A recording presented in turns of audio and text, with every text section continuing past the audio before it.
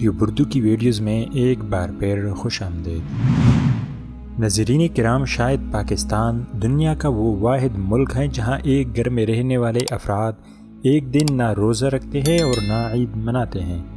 سرکاری سطح پر اگر عید کے چاند کا اعلان نہ بھی ہو جائے تو خیبر پختونخوا اور بلوچستان سے شہادت موصول ہو ہی جاتی ہے۔ اس بار حکومت پاکستان کی مرکزی رؤیت ہلال کمیٹی کا اجلاس پشاور میں منعقد ہوا تھا تو سعودی حکومت کے ساتھ پاکستان میں بھی چاند دیکھا گیا، جس کا اعلان حکومت نے رات 11 بجے کے قریب کیا تھا۔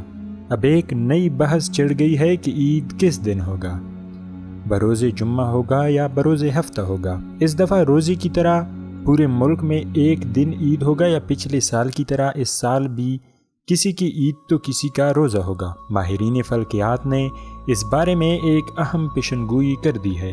سب سے پہلے جن دوستوں نے ابھی تک ٹیوب اردو کو سبسکرائب نہیں کیا ان سے گزارش ہے کہ ٹیوب اردو کو سبسکرائب کریں اور ساتھ میں موجود گھنٹی کے نشان کو بھی دبا دیں اور اس ویڈیو کو پورا دیکھیں۔ اس سال ماہ رمضان کے چاند کے حوالے سے مختلف حلقوں کی جانب سے مختلف آراء سامنے آ رہی ہیں اور یہی موضوع زیر بحث ہے کہ پاکستان میں عید کب ہوگی۔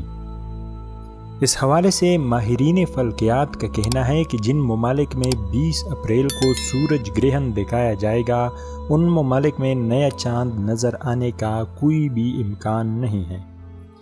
ماہرین فلکیات کی جانب سے پاکستان میں عید الفطر 22 اپریل یعنی ہفتے کے روز ہونے کی پیشن گوئی کی گئی ہے۔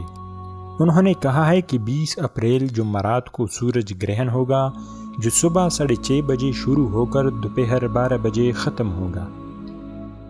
ان کا کہنا ہے کہ جن ملکوں میں 20 اپریل کو سورج گرہن دکھایا جائے گا ان ممالک میں نیا چاند نظر آنے کا کوئی بھی امکان نہیں ہے۔